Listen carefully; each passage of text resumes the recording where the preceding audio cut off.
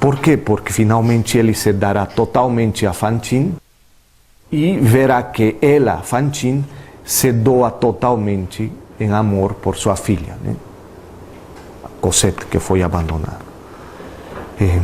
Para quê? Para que é possível a doação para que o outro tenha a vida. Ou seja, a vida do outro é o que conta.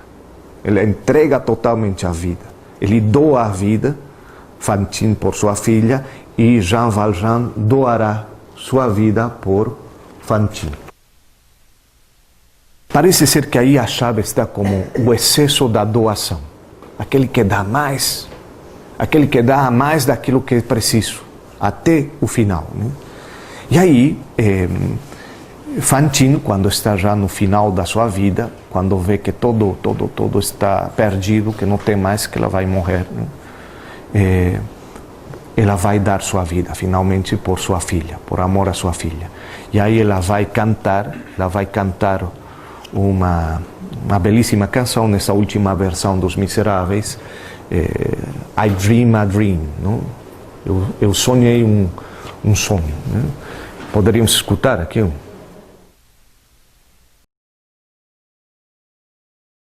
Então, se vocês conseguiram acompanhar a tradução,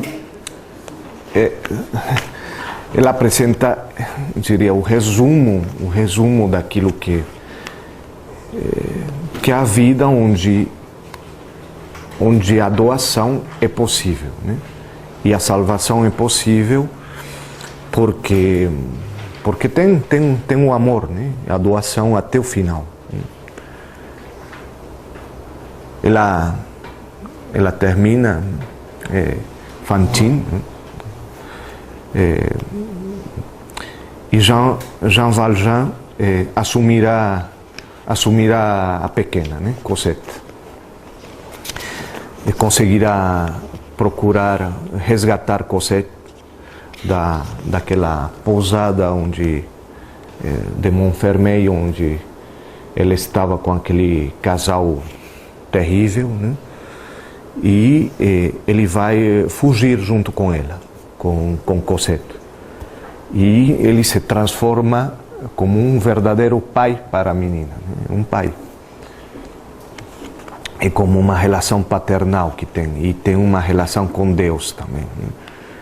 E finalmente eles conseguirão chegar em Paris e ficarão em Paris, né?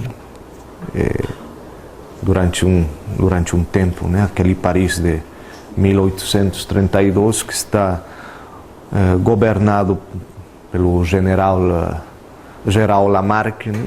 E tem aquele momento daquela revolta social dos jovens estudantes do ABC, né? E aí aparece Marius do Pontmercy, que é aquele que lidera os jovens, aquele movimento, e encontrará numa rua, verá de longe passando Cosette, né? Ficará perdidamente namorado dela, e este Marius do Pontmercy já tinha uma quase namorada, Éponine, que está perdidamente namorada do Pontmercy e que é filha dos Thénardier, aqueles que cuidavam antes Cosette, né? Toda uma história que se junta, as coincidências, né? Então, mas Éponine, que está perdidamente namorada de Marius, de Pontmercy, ela percebe que algo está acontecendo, né? E ela renuncia àquele amor que tem, porque percebe que é possível que a vida possa surgir, né? Ela renuncia àquele amor para permitir que aquele amor que ela vê como maior seja possível, né? Seja possível. Então, continua a história, etc. São doações constantes, né? E sempre símbolos de excesso de doação, né? Excessos de doação. Tudo isso alcançando sempre a tocar aquilo que vem de Deus, né? Como a doação total. No meio dessas revoltas em Paris, aparece junto com os jovens, aquele personagem muito agradável, que é aquele garoto Gavroche, né? Que finalmente também é outro símbolo de doação, porque ele vai entregar sua vida para permitir que as coisas funcionem, né? Que os jovens continuam, as revoltas continuam. É a doação permanente, né? Então, isso lembra daquilo do Evangelho, né? Não tem amor maior do que aquele que dá a vida pelos amigos, né? Bom, de João, então, poderíamos dizer que esta obra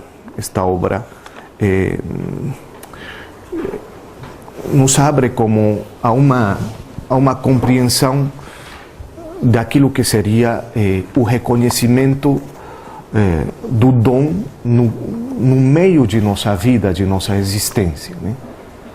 Ou seja, são trabalhos que deveríamos fazer.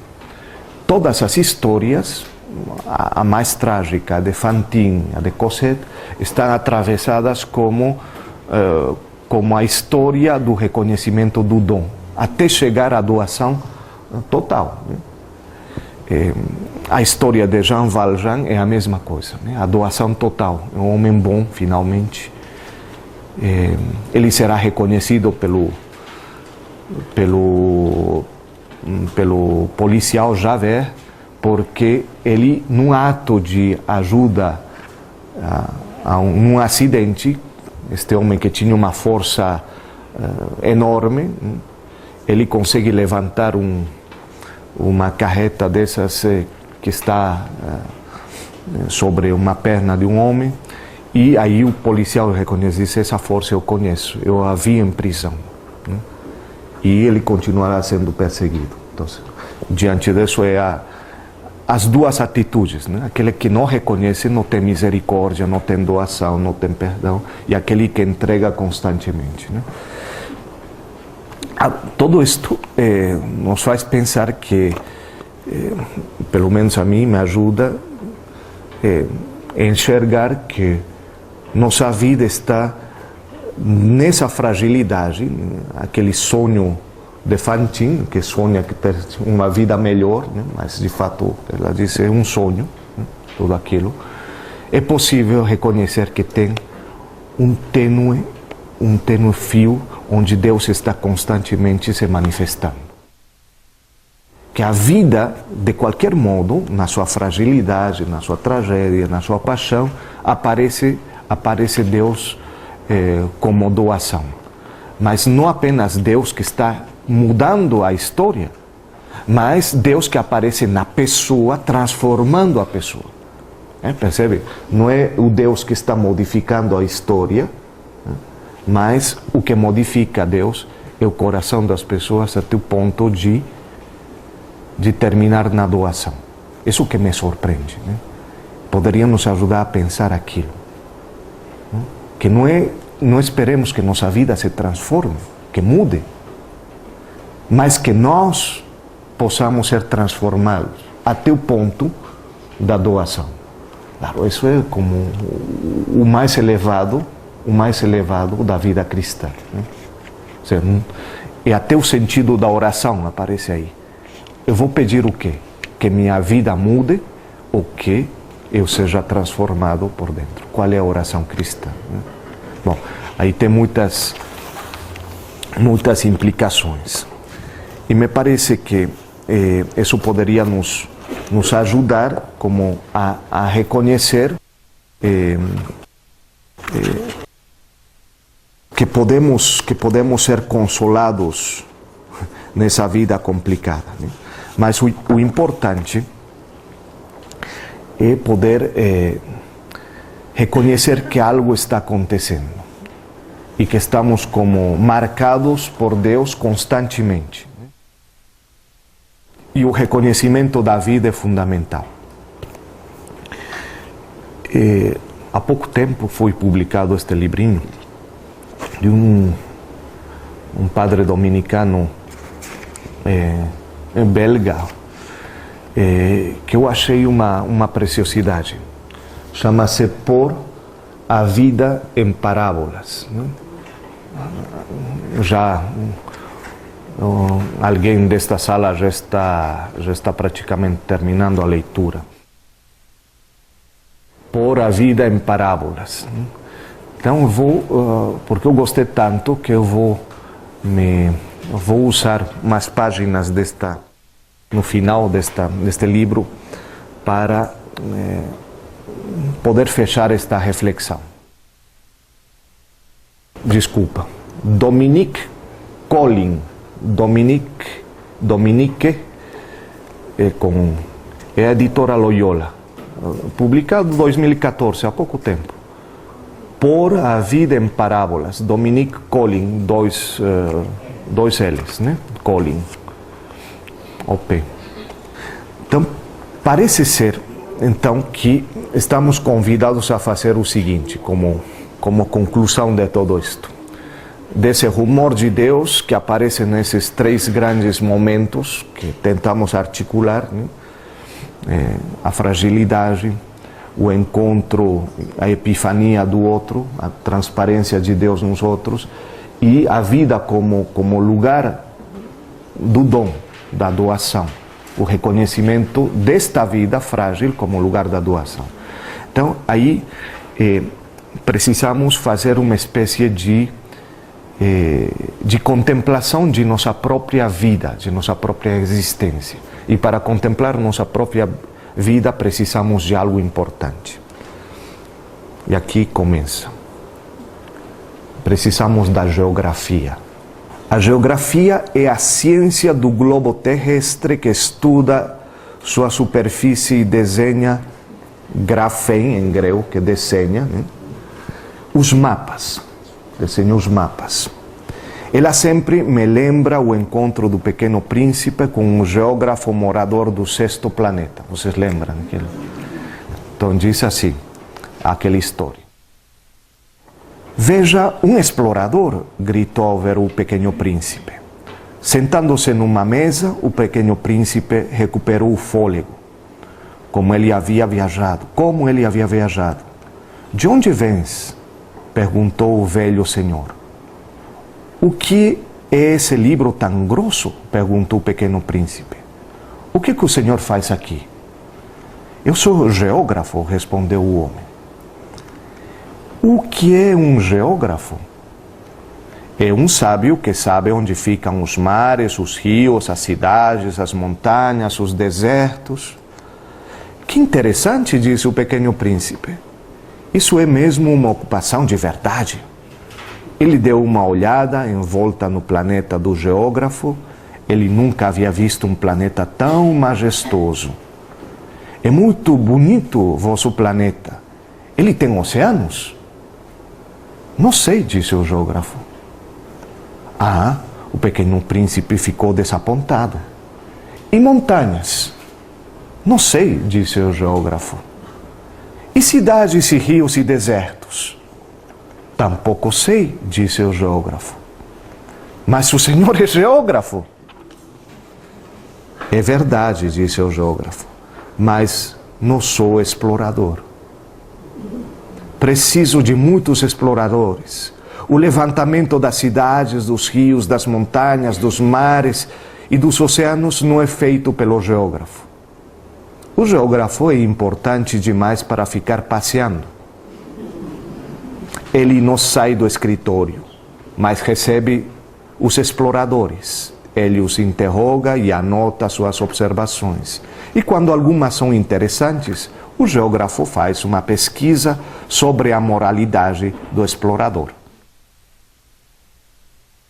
Bom, se trata então, um pouco a pergunta, somos geógrafos ou exploradores?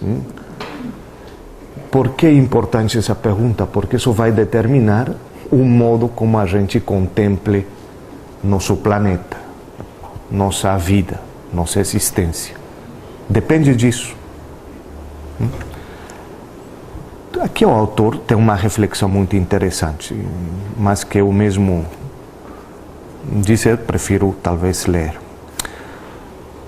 Você me perguntaria agora o que o que existe em comum entre as parábolas, que é o assunto do livro, as parábolas e os mapas geográficos, não?